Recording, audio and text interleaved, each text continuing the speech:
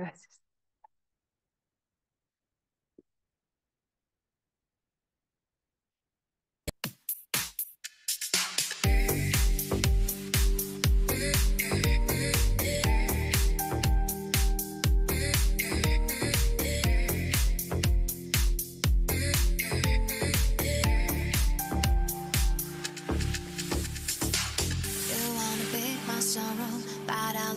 Tomorrow, I'm getting out from underneath my crazy past, so leave me please. You wanna be my sorrow, but I look for tomorrow. I'm getting out from underneath my crazy past, so leave me please. You wanna be my sorrow, but I look for tomorrow. I'm getting out from underneath my crazy past, so leave me please. You wanna be my sorrow, but I look for tomorrow. I'm getting out from underneath my crazy past, so leave me please.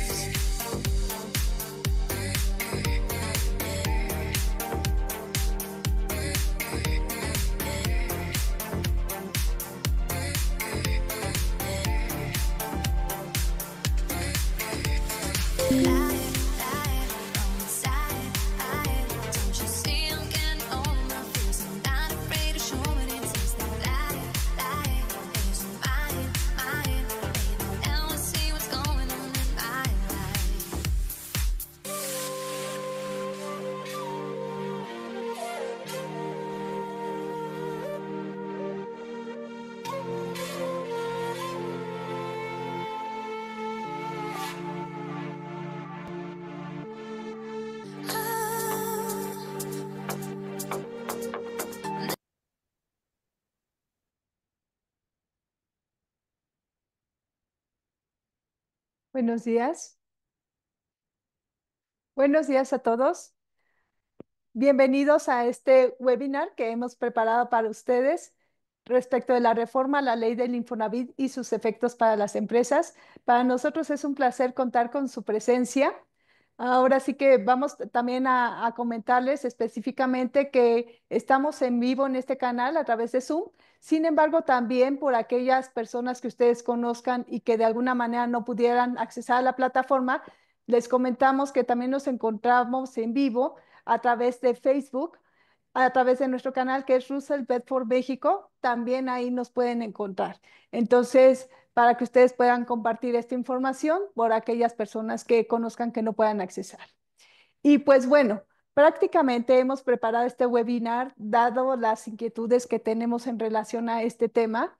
Consideramos importante comentar con ustedes específicamente lo que nosotros vemos. Para estos efectos, pues también tenemos un invitado de la firma y prácticamente vamos a darle la bienvenida. Se encuentra con nosotros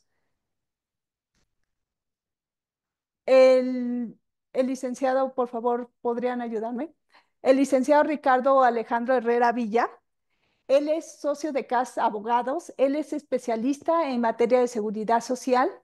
Eh, Como podemos ver dentro de su semblanza, efectivamente él es licenciado en Derecho, él tiene una maestría en Derecho Financiero, él tiene 14 años de experiencia y bueno, pues prácticamente él conoce mucho acerca de este tema y entonces él va a estar en esta plática con nosotros para poder ahora sí que darnos también su punto de vista desde el ámbito legal y bueno, nosotros específicamente como especialistas en seguridad social y nóminas, pues también ver los efectos que tenemos dentro de la operación del día a día. Me presento, mi nombre es Asunción de la O, yo soy socia en Russell Bedford, encargada de seguridad social y nóminas. Entonces, pues bienvenido Ricardo, para nosotros es un placer tenerte y contar con tu presencia aquí y pues platicar acerca de este tema que consideramos pues ahora sí que importante, dado precisamente el efecto que tiene, que es inmediato y que de alguna manera ha estado generando bastante inquietud, ¿no? Muchas gracias, Asunción. Gracias por la bienvenida y un gusto estar aquí contigo y con todo el auditorio para poder platicar de este tema tan relevante como bien comentas. Pues bueno, pues vamos a dar inicio a nuestra plática y para estos efectos, eh, vamos a empezar con cuál es el cambio que da origen a todo este contexto. El cambio que da origen a todo este contexto, pues es la amplitud que adicional se le está dando al instituto prácticamente en su objeto. Si bien es cierto, nosotros veíamos al instituto como aquel que le prestaba al colaborador una cierta cantidad de dinero para que pudiera adquirir vivienda o construirla. Sin embargo, a raíz de este cambio, lo que se pretende efectivamente es darle una amplitud a ese objeto en beneficio de los colaboradores y que ellos puedan tener acceso a una vivienda digna.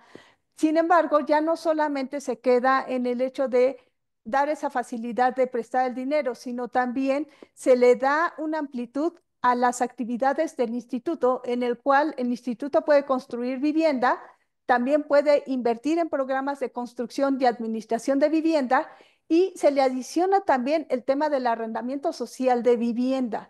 Entonces, prácticamente los trabajadores van a tener acceso a cualquiera de estos temas, ya sea a vivienda que efectivamente construya directamente el Infonavit y también al arrendamiento de vivienda. Obviamente se maneja el término de arrendamiento social porque pues va precisamente a tener un costo pues apropiado para que la gente viva dignamente. Entonces, dadas estas situaciones, nosotros también como parte del contexto en el cual el instituto pues nos pone a nosotros obligaciones como patrones, pues es que efectivamente se da también una amplitud de las obligaciones que nosotros tenemos como patrones dentro del contexto. Si ustedes bien recuerdan, específicamente las obligaciones que nosotros tenemos en materia patronal, pues es inscribir específicamente a la empresa, también inscribir a los trabajadores, determinar y pagar las aportaciones del 5%, realizar los descuentos de los créditos a los empleados y enterarlos al instituto. Todo esto, pues al final del día, como ustedes saben, efectivamente lo llevamos a cabo a través de lo que es el Instituto Mexicano del Seguro Social, a través de las plataformas y los programas como es el SUA, y pues prácticamente a través de las plataformas que tiene el propio Instituto Mexicano del Seguro Social, pues es también como damos de alta a las empresas, todos los movimientos de los trabajadores y todo este contexto, ¿no? Pero ahora hay que tomar en cuenta que dada la amplitud del objeto, pues tenemos algo más, ¿no? Pero Sí, Ricardo, ahora sí que coméntanos tú también qué has visto, ¿no? En este punto. sí, es interesante el tema de la reforma que, como hemos visto, pues se publicó el decreto el 21 de febrero, entrando en vigor el día siguiente, 22 de febrero. Pero todo esto tiene como antecedente la reforma constitucional que se publicó el 2 de diciembre de 2024. Entonces, sí, el tema principal o de lo que más se buscaba resaltar con estos movimientos era efectivamente lo que ya bien explicaba Asunción, el tema del arrendamiento social, pero también la posibilidad que va a tener ahora el instituto a través de una empresa filial de realizar la construcción de vivienda. Entonces, esta empresa filial pues no necesariamente va a ser para estatal, sino que está centrada al sector más privado, pero sí con una participación mayoritaria del propio instituto. Entonces, uno de los temas también que estuvo haciendo mucho ruido a lo largo del año pasado, previo a la reforma constitucional y previo a la publicación de esta reforma, era la posibilidad de la modificación de la distribución de los órganos de administración y gobierno del Infonavit, en donde se manejaba ahí la posibilidad de reducir hasta cierto punto lo que es la representación de la parte patronal y de la parte obrera. Pero también vale la pena rescatar que a final de cuentas, aunque si bien es cierto se están disminuyendo los miembros de los órganos internos de control y de administración, el tema de la representación continúa en los mismos términos de manera tripartita, con misma cantidad de representantes de gobierno, patrones y trabajadores. No, pues efectivamente, digamos, este es el contexto general que nosotros tenemos respecto de la modificación. Y bueno, ahora sí que regresando precisamente a la materia que estamos tocando, es respecto a las obligaciones. Si bien es cierto, decimos se siguen conservando las mismas, sin embargo, pues dado este contexto, es que también tenemos una nueva obligación y prácticamente esta aparece dentro de la parte del arrendamiento social, ¿no? Entonces, en donde el propio instituto, a través de esta modificación, señala que ahora se van a descontar estas rentas del salario, ¿no? Es correcto. Es una de las posibilidades. Incluso este cambio, como bien mencionas, es una obligación que se está contemplando, pero ya viene incluso desde nivel constitucional en el artículo 123, apartado A, fracción 12 ya se contempló el tema del tener que proporcionar vivienda y dentro de estas obligaciones también está contemplado ya lo que viene siendo el arrendamiento social en favor de los trabajadores, ¿no? Bueno, inclusive de alguna manera ya figuraba en Ley Federal del Trabajo, ¿no? También ciertos descuentos en rentas. Es correcto, es uno de los temas también que más adelante vamos a comentar, el cómo se están estipulando los límites a los descuentos que se les pueden hacer a los trabajadores que acceden a un crédito a la vivienda, pero que también ahora pueden acceder al arrendamiento con posibilidad o no, dependiendo de los lineamientos como se van a estar publicando en los próximos días, de que puedan acceder posteriormente a adquirir la vivienda que está en arrendamiento. Es correcto. Pero bueno, dado precisamente todo este entorno, también tenemos algunas modificaciones que de alguna forma nos llaman la atención. Esta es una modificación, nosotros ahora sí que creemos que es importante. A lo mejor nosotros no la vemos efectivamente como una modificación de fondo, pero sí dentro del procedimiento tiene sus efectos. Entonces, existe un penúltimo párrafo del artículo 29 que hasta antes de la reforma efectivamente nos señala las obligaciones, bueno, sigue siendo las obligaciones que tienen los patrones, pero hasta antes de la reforma nos decía dentro del procedimiento que tenemos que aplicar para el pago de aportaciones y también para efectos de enterar los descuentos o para realizar los descuentos, parte de lo siguiente. Dentro de las aportaciones nos decía que efectivamente estas no se enterarían o se suspenderían cuando efectivamente no se llegaran a pagar salarios, es decir, por ausencias del trabajador, efectivamente no existe un pago de salarios, esos periodos de tiempo no se tiene la obligación de cubrir el 5% de aportaciones. No así en el caso de incapacidades, en el cual efectivamente esos periodos que están subsidiados por una incapacidad, el patrón tiene la obligación de pagar el 5%. Vale la pena señalar que con el cambio a este artículo 29, esta parte en relación a las aportaciones sigue quedando exactamente igual. Esa no se modifica. Tenemos otra parte en donde nos habla de la fracción 3. La fracción 3 prácticamente se refiere precisamente al pago de las amortizaciones de los créditos Infonavit. Hasta antes del cambio, nosotros teníamos ahí el punto en el cual se señalaba que estos descuentos se suspendían específicamente por ausencias o incapacidades de los colaboradores.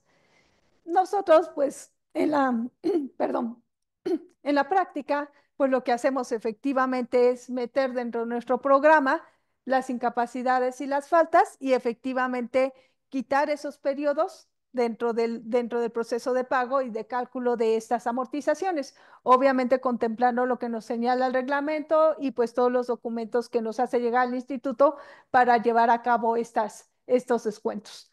Sin embargo, es aquí en donde efectivamente tenemos un cambio y es un cambio que de alguna manera consideramos importante y nos dice, la fracción 3, es decir, los descuentos que se hagan por amortizaciones de crédito, no se suspenderá por ausencias o incapacidades en términos de la ley del Seguro Social. Este parrafito es el que ha generado varios cuestionamientos, varias preguntas y prácticamente, ¿por qué nos genera incertidumbre? Primero, porque nosotros lo vemos en el artículo 29. El artículo 29 de la ley del Infonavit habla de las obligaciones del patrón. Entonces, en principio de cuentas es donde nosotros tenemos que hacer un descuento, pero pues nos encontramos también en algunas situaciones en donde pues si el colaborador no percibe salario, ¿qué le descuento, no? Si tiene incapacidad, yo no tengo ningún convenio y efectivamente pues yo no tengo control de lo que pudiera recibir el colaborador, efectivamente de qué parte le descuento, ¿no? Entonces, esta partecita es uno de los puntos en donde hay varias preguntas y algo que nosotros efectivamente le damos importancia es que nómina es nómina. Claro. Efectivamente, estos procesos son están corriendo en el día a día, ¿no? Y nosotros nos podemos encontrar con diversas situaciones en las cuales ahorita se nos accidenta un empleado y pues ya tiene una incapacidad, ¿no? Entonces, estos son de los puntos que nosotros vamos viendo que son importantes y que pueden tener, si nosotros lo vemos fríamente, un efecto económico. Y también algo más que nos preocupa de este punto, y me voy a permitir adelantarme también porque Sí, sé que vas adelante. a tocar el tema, Ricardo, pero es el tema de responsabilidad solidaria. Si bien es cierto, dentro de este artículo 29 no está, pero sí se encuentra dentro del reglamento que se refiere precisamente a la inscripción, el pago de aportaciones y el entero de las cuotas de las amortizaciones. Entonces, prácticamente dentro del artículo 50, efectivamente nos encontramos que el patrón es el responsable solidario del entero de estas cuotas. Entonces, dado estos dos contextos, es que efectivamente nace la preocupación en este punto en particular. No sé, tú cómo lo veas, Ricardo, ahora sí que desde pues el nacimiento de esta disposición, ¿no? Prácticamente. Claro. Y llama la atención que hayas mencionado el tema de un cambio pequeño, porque efectivamente, en principio, no era el objeto o el tema principal de la reforma, una cuestión recaudadora o enfocarse específicamente en esta cuestión de la retención y entero de amortizaciones, sino que iba más por el lado de las cuestiones de la vivienda social, como lo comentábamos, incluso el tema de la administración, cómo se van a auditar los fondos del Infonavit, la operación de esta empresa filial, construcción de vivienda, etcétera, pero sí se tocó esta situación, se modificó el penúltimo párrafo del artículo 29 y entonces se está estableciendo la obligación de que no se suspenderá bajo ningún motivo, ya sea ausencias, ya sea incapacidades, el tener que realizar la retención. Ahora, esto daría pauta a dos posibles interpretaciones. La primera sería de que la obligación de retener es distinto a la obligación de enterar y que por lo tanto podríamos decir, bueno, la reforma o el párrafo como está no me causa afectación porque si bien es cierto la obligación de retener no se suspende, lo cierto es que mientras no exista base para retener, pues no me puedes obligar a enterar. Entonces yo diría, son obligaciones distintas, la de retención no se suspende, entonces mientras no haya yo retenido, pues tampoco estoy obligado a enterar. ¿Cuál es la situación? Uno, como está redactado el artículo. Dos, que tú ya bien lo decías, se encuentra dentro de las obligaciones patronales.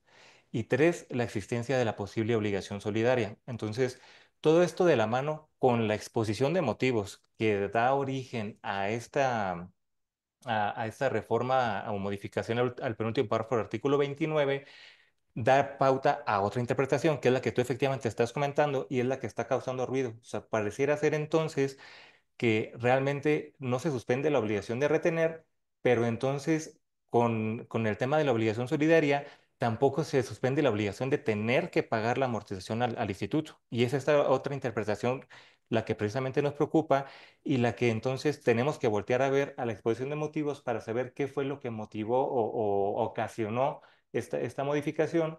Y realmente no hay mucho al respecto, pero sí hay una cuestión que queda clara. Básicamente, los dos puntos esenciales que se señalan es que se pretende modificar este artículo, uno, para disminuir la posibilidad de vencimiento de los créditos y dos, para disminuir los saldos insolutos que eventualmente puedan modificar el fondo. Entonces, la primera interpretación que mencionábamos de que la obligación de retener es distinta a la obligación de enterar, pues pareciera ser que queda un poco de lado, volteando a ver la exposición de motivos, porque la exposición de motivos sí tiene la intención de reducir los saldos insolutos. Entonces, si quisiéramos decirlo primero, entonces la exposición de motivos parecía ser que lo contradice porque realmente sí se está buscando que alguien pague esa amortización. Entonces la pregunta surge, ¿quién la va a pagar si es que el trabajador realmente en ese momento no tiene un salario y no se encuentra a disposición para hacer una retención? Sí, y fíjate que para nosotros este tema es importante porque al final del día nosotros como patrones, específicamente las empresas, pues también estamos ahora sí que en un círculo en el cual, por ejemplo, en el Infonavit, efectivamente, si ya no vamos a poder reportar esas ausencias, o aunque las reportemos directamente en el SUA, se supone que ya no van a ser tomadas en cuenta, quisiera yo entender que en algún lado se van a ver reflejados pues esos créditos, ¿no? Que dentro de las opiniones o dentro de los comentarios se dice, bueno, pues el que tiene la obligación de pago pues es el trabajador y pues ahí veríamos que se van acumulando o definitivamente a quien le aparecen de manera solidaria y vuelvo a regresar efectivamente al tema del responsable solidario, es finalmente a la empresa, porque nosotros podemos ver que efectivamente en el, ahora sí que dentro de la información que maneja el instituto, pues va a aparecer como deudor el trabajador, pero ¿qué crees? Nosotros también como empresa o como patrón no nos salvamos, Ujú. porque efectivamente cada vez que tenemos algunas diferencias en amortizaciones o diferencias en pago de las aportaciones, pues nos aparece a nosotros directamente una deuda en el Infonavit y la consecuencia o el efecto que también nosotros tenemos y que es importante es que la opinión de cumplimiento del instituto salga negativa. Exacto. Entonces, dado que nosotros tenemos la obligación de realizar el pago de estas retenciones, dado ese tema, es la preocupación, porque también nosotros realmente vivimos también de que esas opiniones estén limpias. Entonces, creo que ahí ya entramos mucho más al tema de obligación solidaria, que efectivamente ahora sí que estabas comentando y que pues bueno, nosotros no dejamos de lado, ¿no? Y seguimos insistiendo que eso nos genera cierta inquietud. Es correcto. Esencialmente, al día de hoy, en el reglamento de inscripción y pago de aportaciones, sí se contempla la existencia de la obligación solidaria para con el patrón respecto sí de las amortizaciones que haya retenido y que no entere. Aquí la cuestión es, como lo hemos venido diciendo, al no existir la suspensión bajo ningún supuesto de la obligación de retener, entonces sí cabe esperar que el instituto esté pretendiendo percibir ese fondo y entonces quien lo tenga que pagar bajo esta interpretación tendría que ser el patrón. Sí, entonces, digamos, prácticamente vale la pena también recalcar que ahorita estamos platicando acerca del cambio que se dio al artículo 29 y que fue de aplicación inmediata al día siguiente de su publicación. Se publicó el día 21 y a partir del día 22 amanecemos con este nuevo cambio. Entonces, también nosotros estamos esperando que de alguna manera pues se lleguen a presentar quizás cambios más adelante, pero de momento Exactamente. este es el panorama que tenemos. Exactamente. Entonces, pues bueno, ahora sí que seguimos trabajando en ello.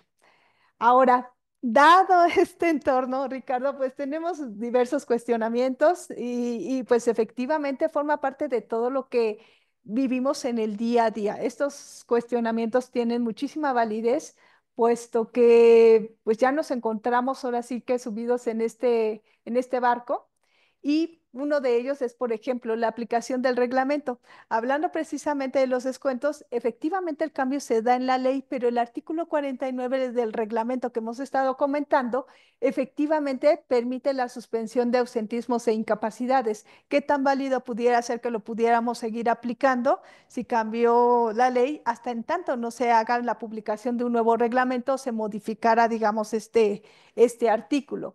Y otro punto que efectivamente tiene que ver mucho con el contexto legal es el tema de retroactividad de la regulación, ¿no? Ujú. Porque nosotros nos podemos encontrar con situaciones en las cuales al momento en el que ya se presentó, digamos, el cambio de la disposición, nosotros podríamos tener ya colaboradores que a lo mejor y vamos a hablarlo mucho más en temas de incapacidades, que efectivamente ya traen una incapacidad con cierto periodo de tiempo y que se sigue renovando. Exacto. Entonces, estamos hablando de personas a las cuales no les estamos pagando nada y que pues se encuentran ya en este nuevo supuesto, ¿no? Entonces, estos son los que nos generan también de alguna manera cierta incertidumbre y cierta cuestión, porque qué tanto les aplica este cambio, ¿no? Ya nos Exactamente. encontramos subidos en este proceso, ¿no?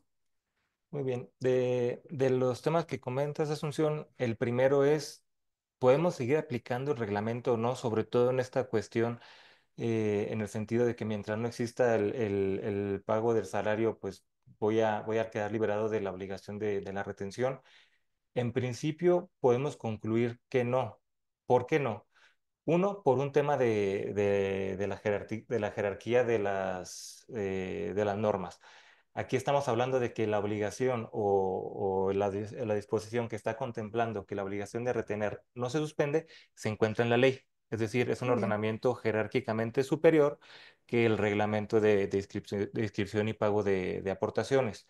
El segundo punto es que dentro del segundo artículo transitorio del decreto que se publicó el 21 de febrero, expresamente se señala que todas aquellas disposiciones que sean contrarias a esta nueva reforma, a este nuevo texto de ley, automáticamente quedan derogadas, quedan sin efectos. Entonces, tomando en consideración que lo que el artículo 49 esencialmente contradice al nuevo texto del penúltimo párrafo del artículo 29, entonces sí pudiéramos concluir que no sería válido, al menos de momento, estar aplicando el reglamento en contra de lo que marca la ley, porque hay una contraposición muy evidente, ¿no? Salvo que después salga alguna interpretación o que mediante los lineamientos se pueda extender esto más a detalle, al menos de momento, con lo que hoy tenemos, que es la ley publicada, sí hay una contraposición y atendiendo al segundo transitorio del decreto, en principio todo lo que esté contradiciendo lo que marca la ley ya no podíamos estar aplicando, como es el caso del artículo 49 del reglamento de inscripción y pago de aportaciones. Sí, entonces, mira, prácticamente con este tipo de contexto, no es que realmente consideramos que pues tiene cierto grado de riesgo, como está redactada la disposición y sin las aclaraciones correspondientes. Ahora, pues también lo que comentábamos respecto de si podemos o hasta qué punto hacia atrás me aplica este nuevo cambio, ¿no? Claro. Y para esto es importante pues atender al principio de la retroactividad de la ley, en donde esencialmente se refiere que no puede aplicarse una ley de manera retroactiva en perjuicio a los derechos ya adquiridos, salvo que expresamente se mencione por la ley que va a ser así, o salvo que también se cuide, o más bien que también se cuiden el no violentar los derechos, entonces en principio la ley no tiene un efecto retroactivo. Oye, pero ¿qué pasa entonces si yo el pago lo voy a hacer apenas el 17 de marzo? Ahí nosotros no veríamos que aplique de manera retroactiva esta disposición para el primer bimestre completo, porque si bien es cierto el pago se hace hasta el 17 de marzo, lo cierto es que la obligación que cambió y que es la que no se suspende es la de retener. Entonces, tendríamos que, como se publicó el decreto el 21 de febrero, entrando en vigor al día siguiente, el 22 de febrero, es a partir del 22 de febrero en adelante en que ya vamos a empezar a aplicar la nueva disposición, lo que nos dejaría que del 22 de febrero para atrás aún podemos aplicar la ley anterior como estaba la redacción previo a la publicación del decreto. Entonces, en ese sentido, como no lo estableció así expresamente el decreto de la reforma de ley, vamos a aplicarlo del 22 para adelante con independencia de que el pago sea el 17. En principio, del 22 de febrero para atrás, no me van a aplicar esta disposición actualmente como está redactado el penúltimo párrafo del artículo 29. Ok. Ujú. Bueno, adicionalmente a esto, pues Sí, también tenemos que ver el efecto práctico, porque si nosotros lo vemos fríamente, nosotros dependemos de un programa para efectos de realizar el cálculo y el entero precisamente de estas cuotas, ¿no? exacto. Actualmente, pues nosotros tenemos que el SUA pues no ha tenido una modificación en este sentido, entonces entendemos que para el pago de este bimestre pues seguimos aplicando el mismo modelo. Mm, Sin embargo, pues ahora sí que vale la pena señalar que seguimos a la expectativa de ver qué es lo que puede publicar el propio instituto más adelante respecto de este tema y también pues de qué manera se va a modificar el programa porque operativamente hablando, también es una pauta de qué es lo que piensa el propio instituto respecto de este tema, ¿no? Nosotros prácticamente a través de cómo están parametrizados los sistemas, es como también vemos cuál es el punto de vista de las autoridades respecto de ciertos puntos. Y este sería también un punto de cálculo, ¿no? mm. Inclusive dentro de este tema, lo que nosotros podemos ver, y estarás de acuerdo conmigo, Ricardo, es el tema de las emisiones que vaya a hacer de aquí en adelante el propio instituto, ¿no? Con respecto a este tipo de conceptos, ¿no? Sí, y más que nada en el caso de los trabajadores incapacitados, mucho la emisión nos va a dar la pauta de saber qué criterio está adoptando el Infonavit respecto del pago del entero de las amortizaciones de aquellos trabajadores que efectivamente de momento no estén percibiendo el salario. Por los ausentismos se vuelve un poco más complicado, pero al menos por las incapacidades es como vamos a ver realmente qué postura está adoptando el Infonavit.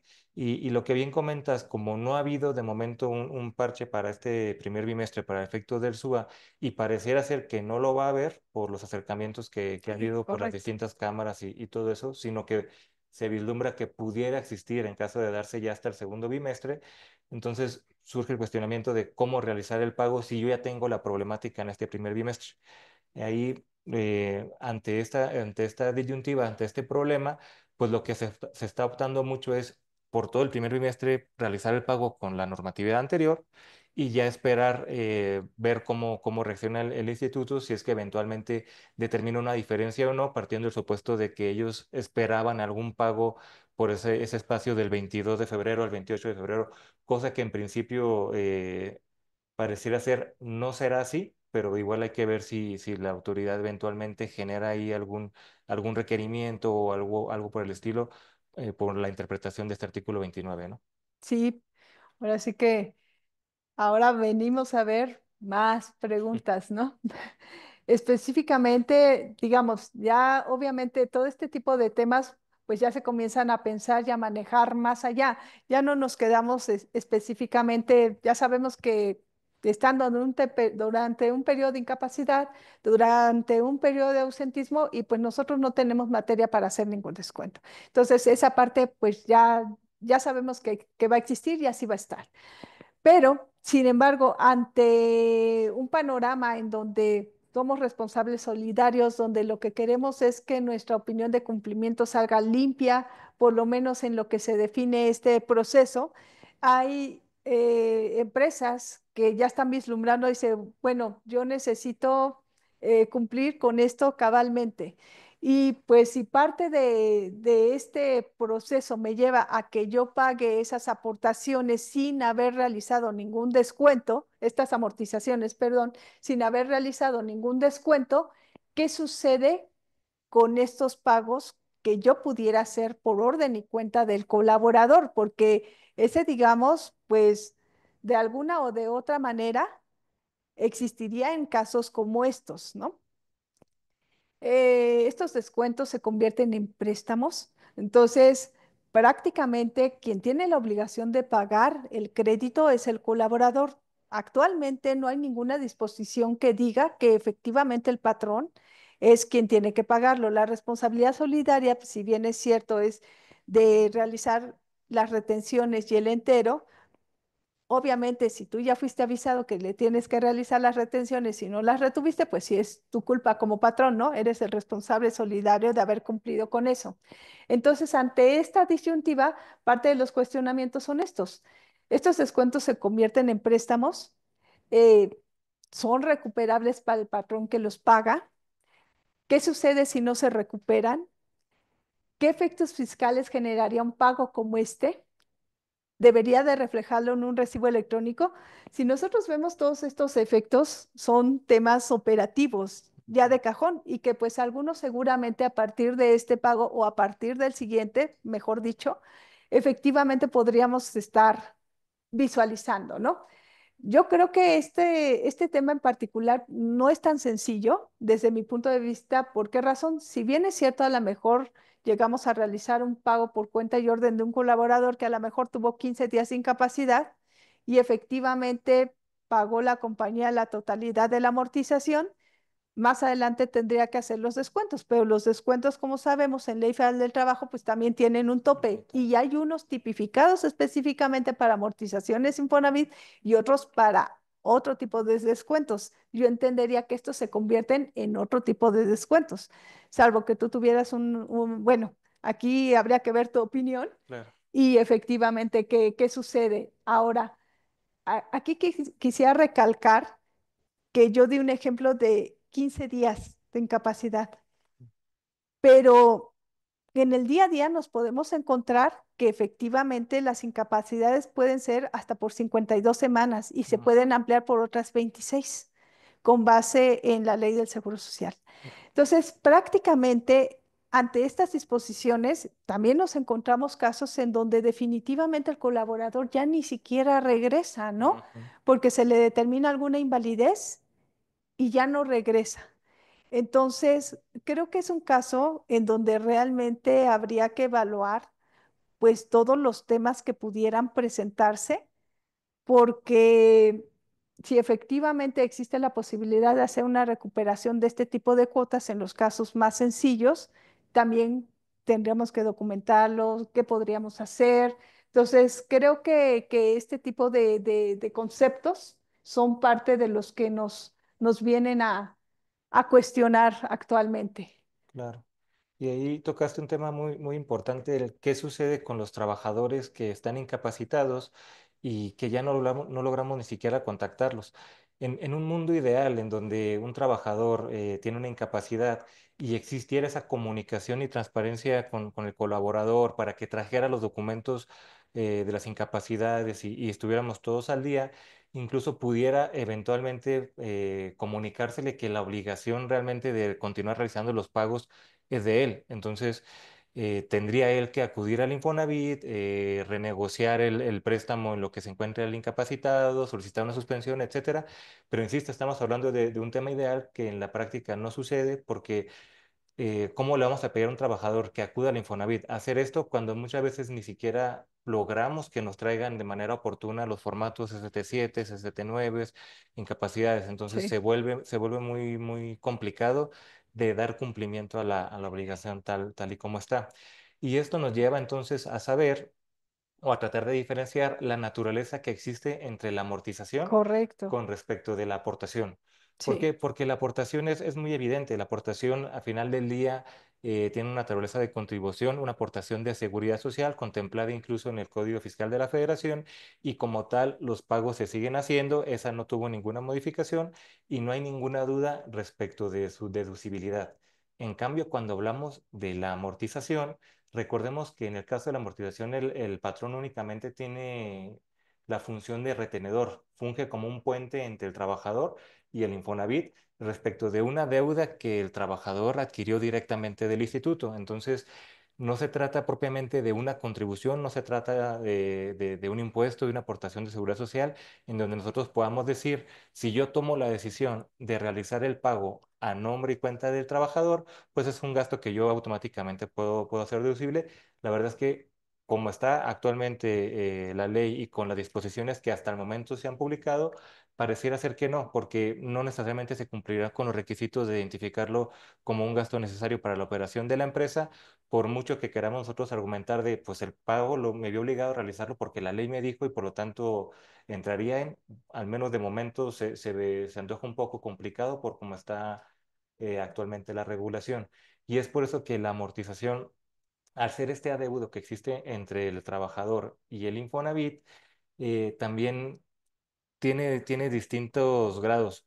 Sí se le puede dar el carácter fiscal conforme al artículo 30 de la ley del Infonavit, pero solamente en aquellos casos en donde el patrón ya retuvo la amortización y no la enteró. Entonces, en ese supuesto, sí la propia ley señala que el Infonavit, en su carácter de organismo fiscal autónomo, válidamente puede determinar un crédito fiscal a cargo del patrón y venir a cobrárselo.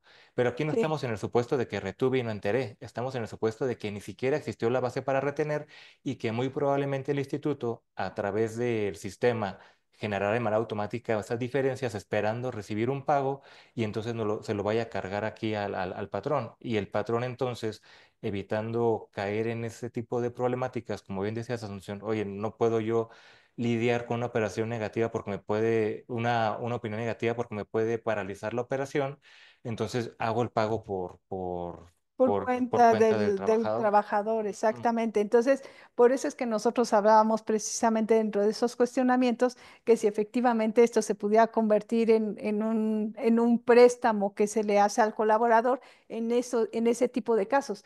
Pero ahora también nosotros creemos que ante una posibilidad de ese tipo, pues también se requieren de otro tipo de temas legales, de un soporte documental adecuado. Adicionalmente, lo que comentábamos en materia de descuentos, de otro tipo de descuentos que Claro. ya no son precisamente la amortización, porque prácticamente pasaría a ser como un tipo préstamos digo, se me ocurre pensarlo así, también tenemos limitantes en la Ley Federal del Trabajo para hacer otro tipo de descuentos específicamente a los colaboradores, ¿no? Es correcto. Y digamos, ya si nos queremos ir a un tema mucho más complicado, es en los casos en donde efectivamente el colaborador ya no regresa, ya no tengo forma de descontarle. ¿En qué se convierte eso? ¿En una cuenta incobrable?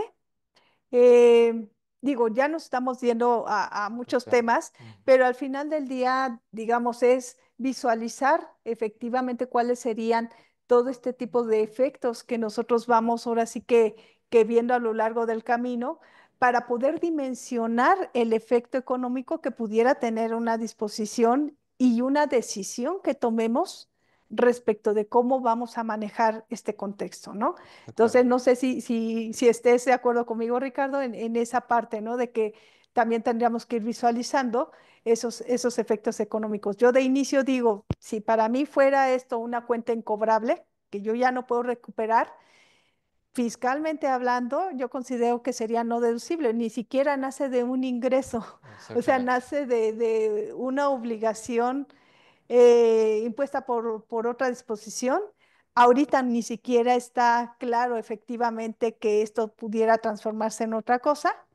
Quisiéramos creer que más adelante alguien va a decir algo o que nos lo van a aclarar, pero pues de momento pues estamos parados aquí, ¿no? Exactamente.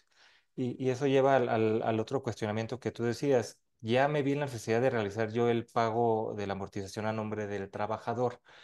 ¿Puedo recuperarlo o en qué se convierte esto? ¿Sería un crédito con el trabajador?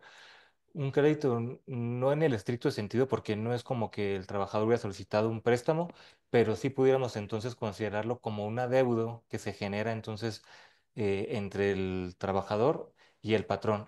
Aquí la cuestión es que aunque ese adeudo se genere, no necesariamente quiere decir que el patrón puede proceder a descontarlo de manera unilateral, diciendo ya me debes, entonces yo me empiezo a cobrar lo que tuve que pagar por ti. Porque como bien dices tú, hay en la Ley Federal del Trabajo normas que protegen precisamente el salario y que nos va a limitar el cómo se pueden realizar los descuentos y hasta qué monto se pueden realizar los descuentos. Entonces, de existir la posibilidad de recuperarlo, tendría que ser, uno, tenerlo muy bien documentado, o sea, básicamente es tener algún convenio, alguna política en donde se le comunique de manera muy clara al trabajador y siempre buscando tener su consentimiento, o sea, no de manera unilateral, sino que él también esté enterado. Y dos, pactar los descuentos que estén dentro de los límites que marca la propia ley, recordando que incluso no importa cuánto tiempo paguemos nosotros por el trabajador el adeudo, no puede generarse entre el patrón y el trabajador un adeudo que sea mayor al equivalente a un mes de salario del trabajador. Entonces, de entrada ya está limitado el monto que yo eventualmente puedo recuperar. Y por otra parte, también los descuentos. Si es que lograra yo ya, si el trabajador voy a laborar y lograra yo pactarlo con él, sabiendo que no puedo yo descontarle un 30% adicional del excedente del salario mínimo. Entonces, aunque a lo mejor yo haya realizado el pago de 2 o 3 bimestres por el trabajador, 6 meses, quizás tarde más de un año en poder recuperar la cantidad, si es que la recupero completa, de aquello que me he obligado a pagar. Entonces, se vuelve muy complicado conforme están las normas al día de hoy. Recordando, y como bien decías tú, es una obligación distinta este adeudo que se refiere y este descuento que eventualmente se pudiera hacer al descuento generado por las amortizaciones para el tema del pago de arrendamientos o el pago de créditos. Porque mientras el pago de rentas y de créditos se encuentra en la fracción tercera del 110, esta se va a contemplar en la fracción primera del mismo 110, pero ya habla de un adeudo que se genera Sí. entre patrón y trabajador. Sí, efectivamente parte también de las dudas que se van generando a lo largo de este proceso, sobre todo aquellos que ya están viviendo, ahora sí que ya tienen el caso precisamente de personal con incapacidades, que es en donde más se nos da, es precisamente eso, dice, ¿qué hago ahora, no? O sea, ya me encuentro aquí y me preocupa efectivamente, digo, el cumplimiento de la obligación y efectivamente ver en qué se convierte precisamente este punto. Ahora, como decíamos, específicamente los temas o los efectos no solamente se quedan en lo que es el pago de cuotas o el pago de la amortización, sino que pues también se trasladan sus efectos a todo lo que es el ámbito fiscal en el tema de deducción precisamente de los mismos. Por ahí también nos hicieron preguntas acerca de qué sucede con el efecto de pago de esas cuotas, si efectivamente las tengo que timbrar en alguna parte, dónde las puedo señalar. Nosotros consideramos que dependiendo efectivamente de cómo se vayan dando las situaciones, si llegamos a un contexto como este que estamos platicando, pues tendríamos que visualizar de qué manera reflejar este tipo de temas, tanto el adeudo como los pagos que efectivamente se llegaran a hacer de este tipo de retenciones, ¿no? Correcto. Sin que exista finalmente la retención como tal. Y bueno, vale la pena señalar que también este cambio, pues no solamente se queda aquí, sino que también trae otras modificaciones precisamente a lo que es la Ley Federal del Trabajo, porque ya nosotros habíamos visto anteriormente que pues al final del día todo nace de un punto constitucional, se pasa a la Ley Federal del Trabajo y efectivamente de ahí salen las normativas específicas, ¿no? Entonces, pues este no se podía quedar sin tener también que tocar base específicamente en la Ley Federal del Trabajo, ¿no? Como lo están haciendo también a través de esta publicación, ¿no? Sí, es correcto. Justamente uno de los temas, además de lo que hemos platicado del 29, es la adecuación a la Ley Federal del Trabajo para contemplar dos cuestiones. La primera, en los descuentos que se van a poder hacer por efecto del arrendamiento social. Y la segunda, el límite que se establece para el tema del descuento por el arrendamiento. El descuento que existía o el límite que existía para el descuento del caso de un préstamo, de un crédito como tal para adquisición de vivienda, sigue estando en el 20% para los trabajadores que no, que ganen el salario mínimo, pero se establece este nuevo tope del 30% para efecto del arrendamiento para aquellos trabajadores que ganen el salario mínimo. Ahora, dentro del artículo 110, que es el que contempla los descuentos que se pueden hacer, ya no es salario mínimo, sino aquellos trabajadores que ganen más del mínimo, no se contempló el tope del 30% para efecto del Sí, arrendamiento. correcto. Pero aunque no se haya contemplado en la Ley Federal del Trabajo, hay que tener en cuenta que en la Constitución sí se contempló en la Constitución el tope del 30% para efecto de rentas. Entonces, aunque en la Ley Federal del Trabajo el 30% pareciera ser que solo aplica para los trabajadores que ganan el mínimo, realmente por una cuestión constitucional, el 30% va a aplicar para todos los empleados, no nomás para los que ganan el mínimo. Entonces, es ahí más una precisión porque sí se modificó el texto de ley, pero así como está, pareciera ser que aplica para unos y no para otros, cuando por constitución el 30% es para quienes ganan el mínimo como para quienes ganan más del mínimo, ¿no? Ok, perfecto. Pues bueno, pues prácticamente digamos, ahorita dentro del contexto que estamos, realmente nos sentimos en un tema en el cual no sabemos efectivamente qué va a pasar. Nosotros consideramos que de alguna o de otra manera tomar ciertas previsiones específicamente en los casos en los cuales nos aplica, sobre todo en los casos más críticos. Hay aquí que mencionar específicamente que si pensamos que efectivamente la cantidad de incidencia que pudiera presentarse bajo este contexto en empresas grandes que tienen más trabajadores, no quiere decir que para aquellas empresas que son pequeñas, que pudieran tener 5 o 10 trabajadores, hay que recordar que nosotros también tenemos compañías que son pequeñas y pymes, entonces prácticamente con menos trabajadores, pero también tienen la posibilidad de tener una incidencia como esta. Entonces, al final del día, también es un elemento que tienen que valorar pues todas aquellas empresas que realmente cuenten con empleados. Entonces, no es un texto que esté ajeno a ninguna de ellas. Entonces, consideramos que es importante tenerlo en cuenta. Ahora bien, dado este tema, estamos ante un proceso de inseguridad, ¿no? Claro, Bajo la redacción del texto actual y que no tenemos mayores lineamientos que nos den, pues, una visualización de hacia dónde vamos a caminar. Si se queda específicamente este texto únicamente en que el trabajador va a seguir incrementando, pues, su adeudo o específicamente pues lo va a cubrir el patrón momentáneamente con la posibilidad de poderlo recuperar o no recuperar, acorde con todas las disposiciones que hay dentro del ámbito laboral y que pues también pudieran ser una limitante, ¿no? claro. Sí, y aquí tocas un tema importante en relación al tema de la seguridad jurídica. A final del día, la seguridad jurídica, recordemos que es un principio constitucional en donde esencialmente se establece que los gobernados o los particulares tienen que tener previsibilidad de cómo se va a aplicar la ley. O sea, yo tengo que tener certeza de cómo se va a aplicar la ley. Incluso por ahí en alguna jurisprudencia que en su momento sacó la Corte, se llegó hasta el grado de decir la seguridad jurídica es saber a qué atenerse con respecto de la actuación de la autoridad. ¿Para qué? Para evitar arbitrariedades. Y aquí es un tema que hasta cierto punto de lo que hemos venido platicando hasta este momento con los pronunciamientos que tenemos de las autoridades al día de hoy, con la normatividad, con los reglamentos, con todo lo que actualmente existe, realmente no podemos hablar que tengamos esa seguridad jurídica porque no tenemos de manera segura o previsible el poder conocer de antemano qué criterio va a tomar la autoridad, qué criterio va a tomar la autoridad fiscal para el tema de la deducción, qué criterio va a tomar la autoridad laboral para el tema de los descuentos a los trabajadores, qué criterio va a tomar el propio Instituto del Infonavit para efecto de cuando detecte que no se realizó el pago de un trabajador que estuvo incapacitado, ¿qué va a pasar con todo eso? Entonces, justamente aquí pareciera ser que como está actualmente redactada la reforma y al menos la interpretación que del penúltimo párrafo del artículo 29 se está dando en relación con todo lo que hemos visto que es la exposición de motivos, los reglamentos, el porqué de esta reforma, salvo que después se emita un lineamiento, cosa que al día de hoy no se ha hecho, entonces sí podríamos hablar que estamos en presencia de una violación al principio de seguridad jurídica, ¿no?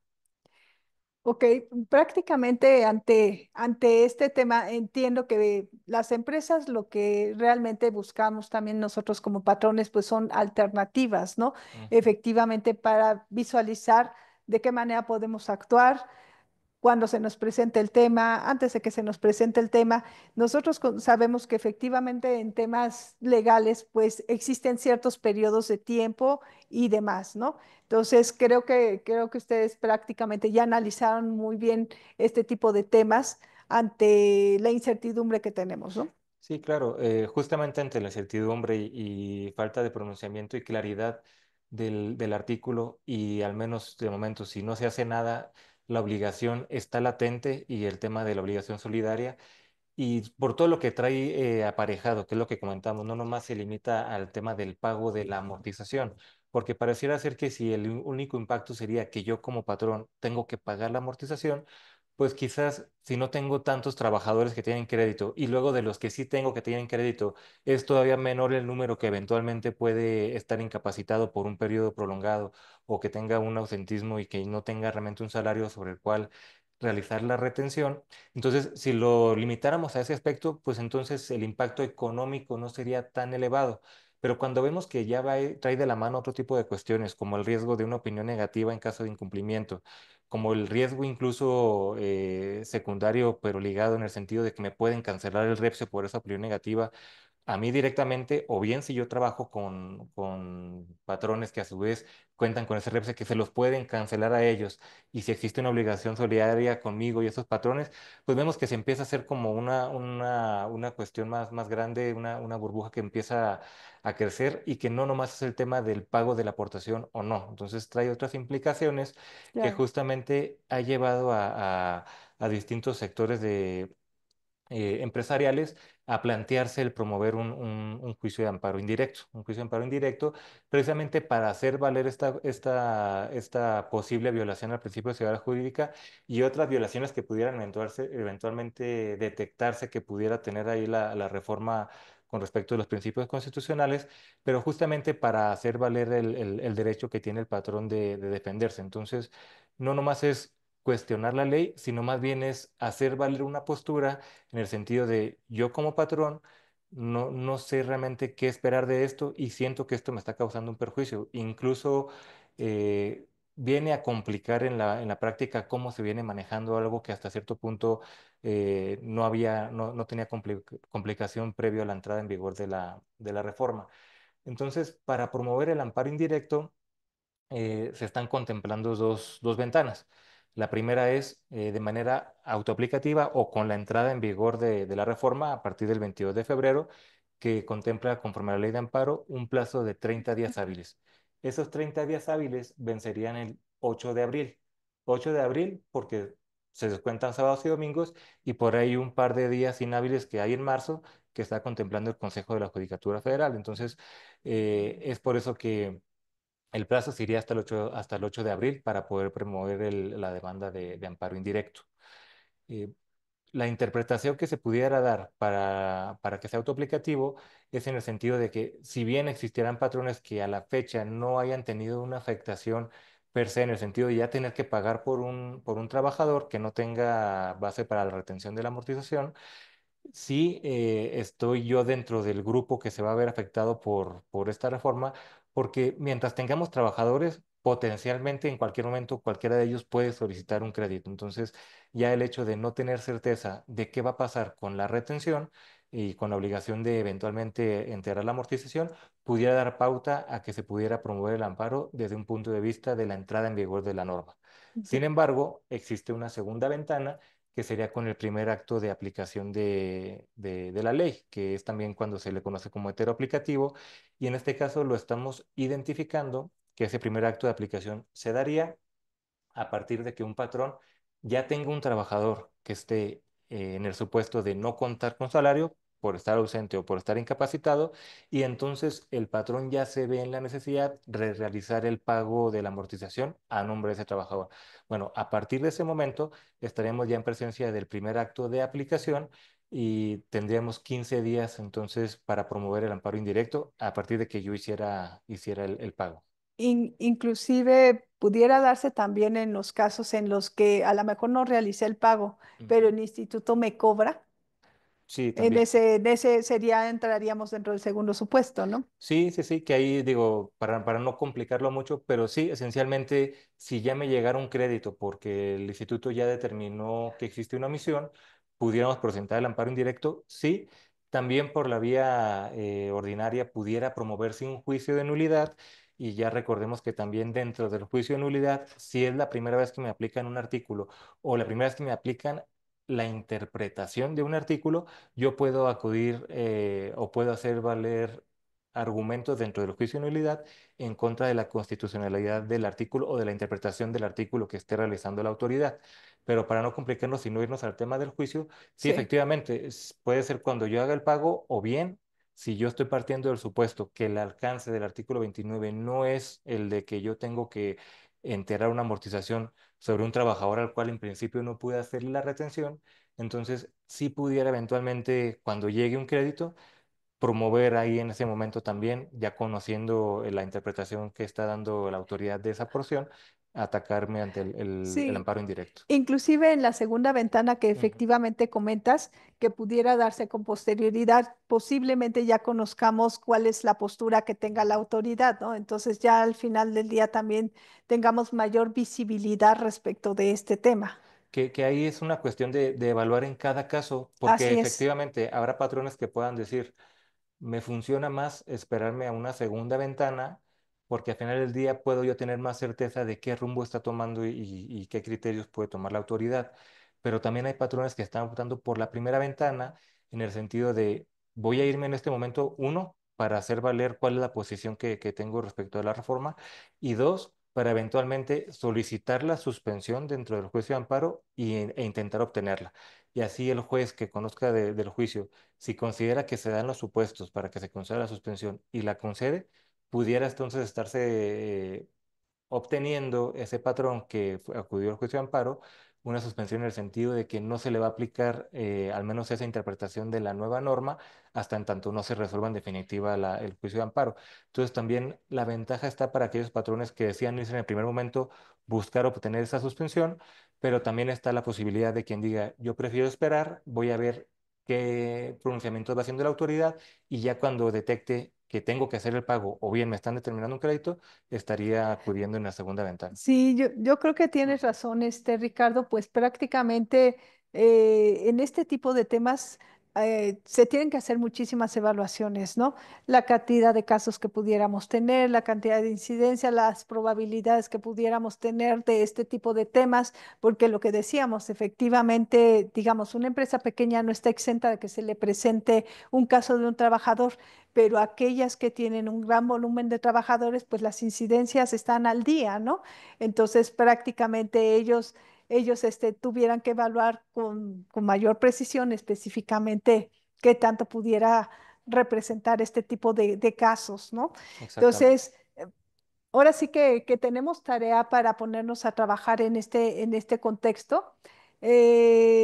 Como podemos ver, prácticamente pues esta conversación está dada pues tomando en consideración lo que actualmente se encuentra publicado, sin mayor conocimiento de qué es lo que vayan a sacar las autoridades con posterioridad respecto para aclarar este tema o para precisarlo más.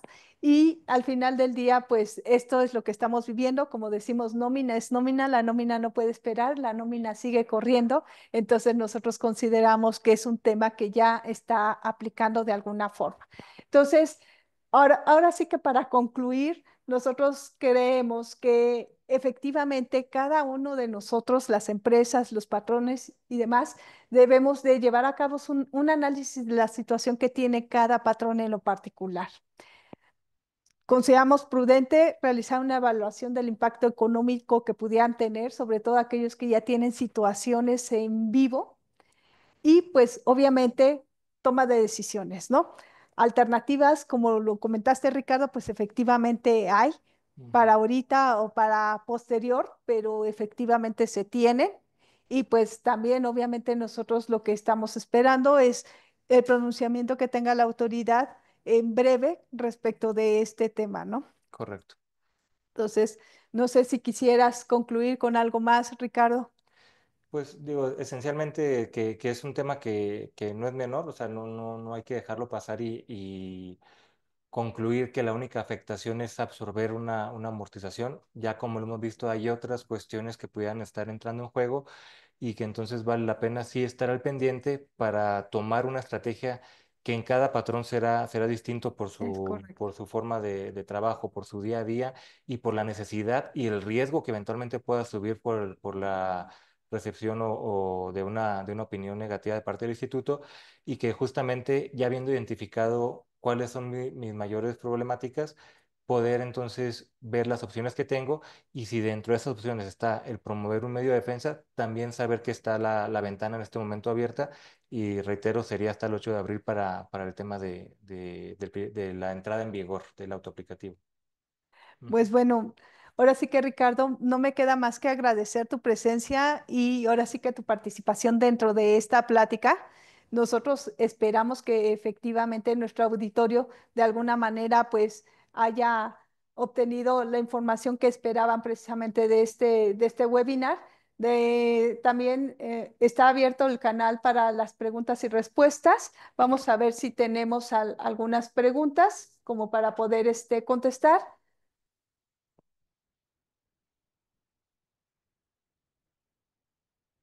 Tenemos algunas preguntas del auditorio, entonces yo creo que vale la pena que demos respuesta a algunas de ellas. Ya sé que estamos contra el tiempo porque este webinar era de una hora, pero vamos a darnos un pequeño espacio para contestar algunas preguntas. Dice, en caso de que el patrón deba pagar amortización de un colaborador incapacitado que no percibe salario, ¿se podría disminuir esas amortizaciones de prestaciones futuras como serían aguinaldo, prima vacacional o PTU? Ahí digo, es complicado, no necesariamente de ese tipo de prestaciones, aguinaldo, PTU, etcétera. Por lo que comentábamos, el descuento no es que el patrón pueda realizarlo de manera unilateral, Es correcto. reconociendo la existencia del adeudo, sino que tendríamos que ceñirnos a lo que ya nos marca el 110 en su fracción primera. Uno, primero, obtener el consentimiento sí del trabajador y pactar los descuentos dentro de los límites que nos marca la propia ley. Entonces, si lo hicieran de esa manera, pudiera eventualmente hacerse, si posteriormente se emite algún lineamiento o algo que dé más luz al respecto atender a eso, pero de momento con lo que hoy tenemos sería en términos de ese artículo y siempre y cuando respetemos los límites que marca la fracción primera. Sí, fíjate que las preguntas que nos están haciendo precisamente tienen que ver con ese tema, porque también dice, ¿se tiene que realizar alguna modificación al contrato de trabajo, dado este tipo de incidencias? Pues más bien dicho, es lo que decíamos, el soporte documental respecto del nacimiento de una nueva obligación, como sería un pago por cuenta y orden, que se convertiría quizás en un préstamo, ¿no? Claro. Y hay que ser muy cuidadosos porque incluso hay patrones que en su momento empezaron a contemplar la idea de bueno, yo creo una política, modifico el contrato y le doy aviso al trabajador de manera previa que durante los periodos, si hay alguna incapacidad o algún ausentismo, yo de todas maneras voy a realizar el descuento sobre el 100% porque ya hoy existe la obligación que no se suspende de retener y por lo tanto entonces, aunque tú hayas faltado 3 días, ya esos 3 días no te los voy a descontar del cálculo, sino que yo te voy a descontar como si hubieras venido a laborar el cien por Sí. ciento del periodo, ¿no? Eh, hay que ver qué postura toma la autoridad laboral respecto a ese tipo de prácticas. De momento no está claro porque es algo que evidentemente es novedoso, pero si algún patrón optara por una línea de ese sentido, pues sí hay que cuidar mucho el tema de no es que yo simplemente genere una política y la empiece a aplicar, sino que Sí. a pesar de que sea un adeudo que sí es del trabajador, por el tema de las reglas de protección al salario, sí es muy importante contar con la evidencia de que nosotros lo comunicamos de manera oportuna al trabajador y que obtuvimos entonces el consentimiento de este, no de la existencia del adeudo, pero sí del consentimiento de la mecánica en la cual se va a empezar a realizar el descuento. Entonces, aunque optemos por esa otra postura, sí es necesario que el trabajador esté informado y tener los documentos necesarios para acreditar que lo hicimos de manera oportuna y correcta. Bueno, pues prácticamente, digamos, vamos a concluir con esta pregunta. A este respecto, los invitamos a que si tienen algunas preguntas, efectivamente nosotros vamos a resolverlas o a contestarlas. Ahorita ya terminamos con el tiempo, pero al final del día, como podemos concluir específicamente con el tipo de preguntas que nos están haciendo, pues esto tiene pues también efectos laborales.